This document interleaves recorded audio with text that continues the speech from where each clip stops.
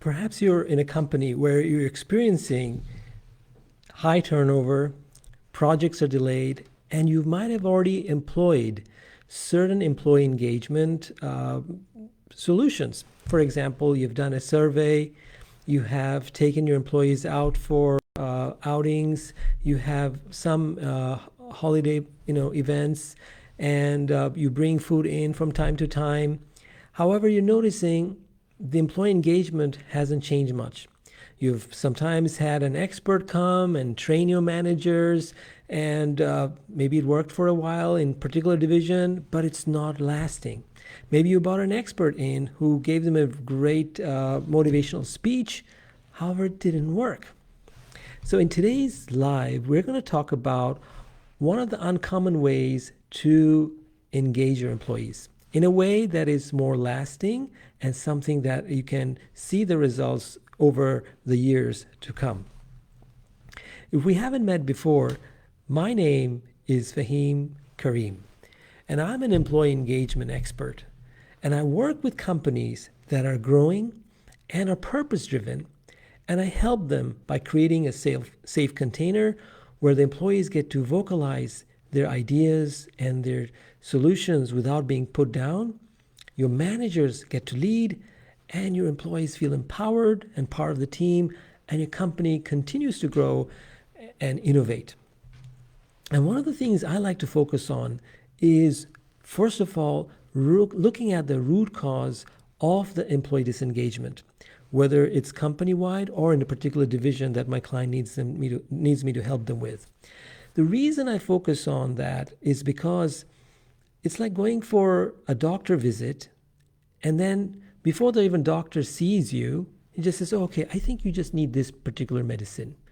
How do you know what medicine do I need? You haven't even asked me what's wrong. You haven't even looked at me. You haven't even diagnosed me, right? And so I look at employee engagement in that way, that employee engagement is not really a disease. It's because it seems like it, like more than 60% of U.S. employees are disengaged. Millions of employees are quitting their jobs. Companies are really having a hard time not only attracting, but even retaining existing employees. And as someone who's worked in the corporate space for more than 2 decades in one of the largest financial institutions in the world, with award-winning in operations excellence and being a role model, engaging employees is something that's very dear and close to my heart, because I know firsthand what it takes to run a first-class institution from the operations side of things, and what motivates people and what demotivates people. Besides having that amazing corporate experience, working in billion-dollar businesses and trying to make sure that not only it's efficient, but it's actually teams are coming together and providing solution, I've lived in 4 different continents and had the pleasure to meet people from different cultures and to get to know from them what are the things that they value and what are the things that really annoys them sometimes. So before we go more deeper into this live discussion, because today we're going to talk about one of the most uncommon ways of employee engagement, I'd love to hear from you. Where are you watching us from? And if you're watching this later, put in the comments, where are you watching this? And what are some of the things that you have tried in your organization when it comes to employee engagement? And what are the results have you seen? Or maybe you have tried different things and it hasn't worked well. And I would love to hear that. What are some of the things that you have tried and what worked well for you and what hasn't?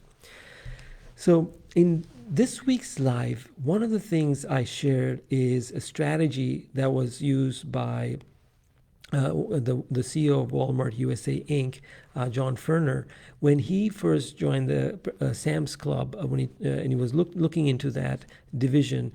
He hired an expert to see what would really build revenue for that particular club. And that what they found out is that in order to increase their revenue, the key would be having more membership, right? So then he realized that, and he also found out the thing that increases membership is fresh food. And in order to have fresh food, you got to have people who are serving those fresh food with an amazing experience. So when he visited the Sam's Club, he saw that the team leaders were great, They're amazing. However, when he looked at the salary, he saw that the bulk portion of the bigger salaries are going to the people that are actually in the back who the customers doesn't get to interact with. And the people who are actually serving the customer, they were getting the low wages. So the reason I love this example is because this is an example where it's an uncommon way of engaging employees. Because in this particular case, what he did is that he created a training program.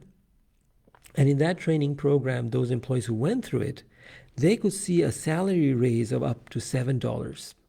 And when that actually was implemented, not only the customers were happier, membership went up, the employee turnover, right, decreased by 70%. Amazing, right? So I wanted to give you an example, like, because sometimes as a leader, you're thinking, wait a minute, salary increase, but I'm going to lose money if I do that. Why would I pay more salary? I can just hire somebody cheaper and just replace the existing one. Well, we're going to look at a case study today together, and I'm going to give you some examples. So put in the comments, where are you watching us from, and what are some of the challenges you're facing when it comes to employee engagement? I would love to hear from you. So without further ado, let's look at this example. So in this case, I have an example of 10 employees working in a particular organization. In this example, imagine it's a hypothetical restaurant that has 10 employees. And these 10 employees are new hires. And what happens is the first year they produce 5 dishes per day. The second year, because of their extra experience, they're able to double that. And in the third year, they're able to triple that, right? So 5 in the first year per day, next 10 per day, and in the third year, they're producing 20 per day, right? So, and imagine each dish is like $100, and that's the use case we're going to look at. So when we look at that use case, you'll see that in year 1, with these 10 employees, if you were able to retain all of them, 100%, this company would make a revenue of $1.1 million. If they're able to retain those same employees the second year, they would be making a revenue of $2.2 million. And in the third year, if they're able to retain all of those 10 employees, they would be making $4.4 million, right? So that would bring the total revenue to $7.7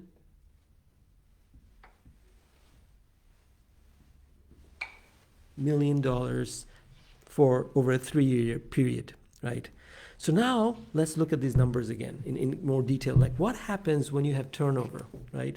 So with just a turnover of 30%, let's look at these numbers.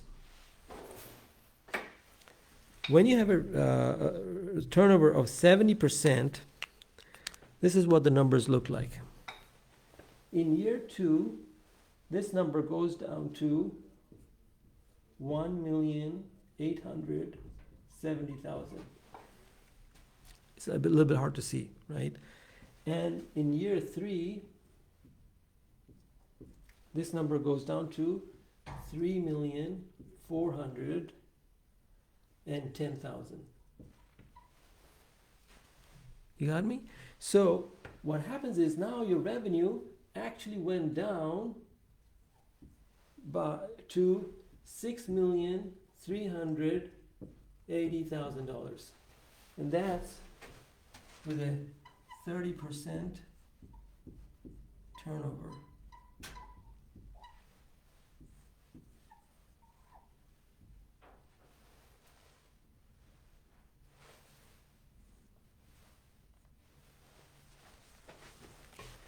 So as you can see, the cost of turnover, it has reduced your profit significantly. So now if you look at it, what would happen if you were to take some of that money that you would have made $7.7 million, if you had all 3 of those employees, let's say this $6.38 so that is basically a loss. Let me just show you the exact loss amount. So I'm just going to erase this.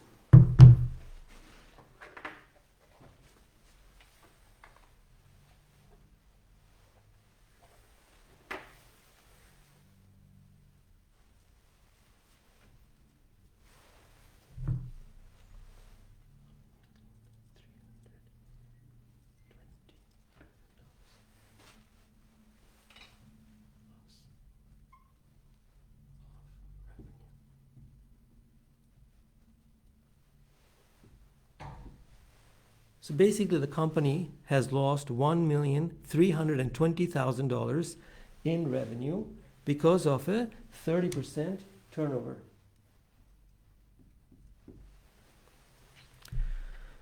Now imagine if you just take a portion of this money, 320,000, and you just give the employees a 15% raise.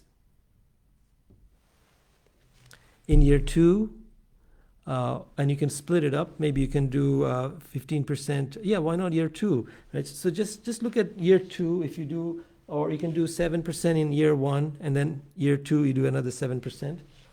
So you will have. But I recommend just doing it in year 2, because that will make sure that you're retaining 100% of your employees from year 1.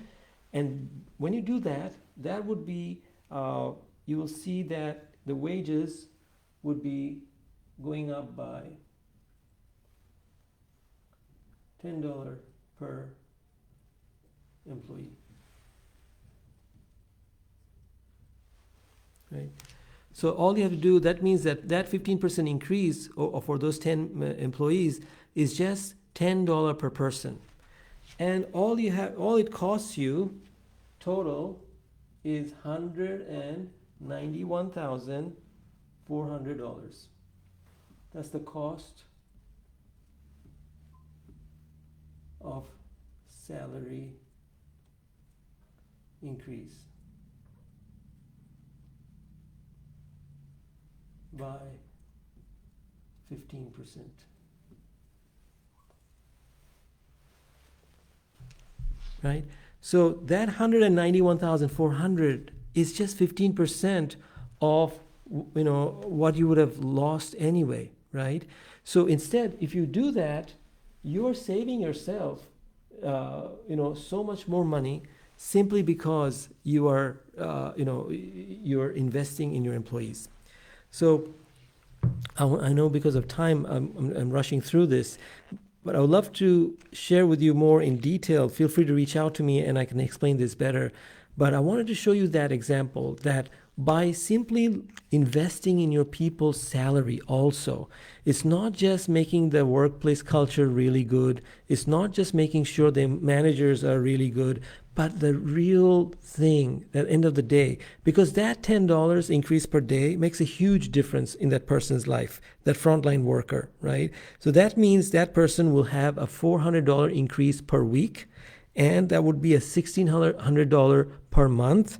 And over 1 year, that would be a $19,200 increase.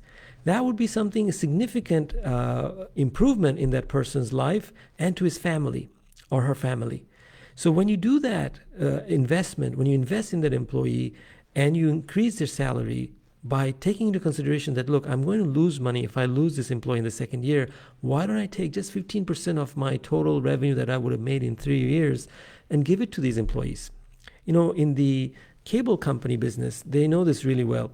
By using prediction model, they can predict which customers are more likely to leave. And they know that after a 1 year period, maybe 50% of the customers might leave. However, what they do is, rather than trying to acquire new customers, they now go out to their existing customers, and before they know the customer is going to leave, they offer them incentives.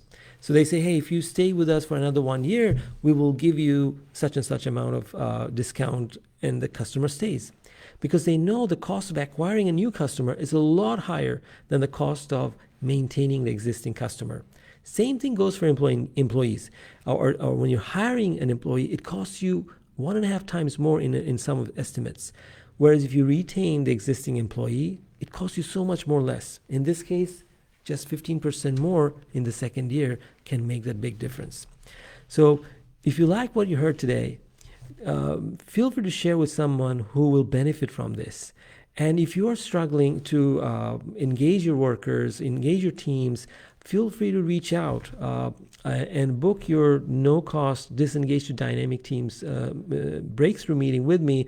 And I will listen to you very attentively and try to offer you 2 of my best solutions so that you don't have to go through this and all alone. I'm here to help you. So until we meet again, tread softly, speak kindly, and love unconditionally.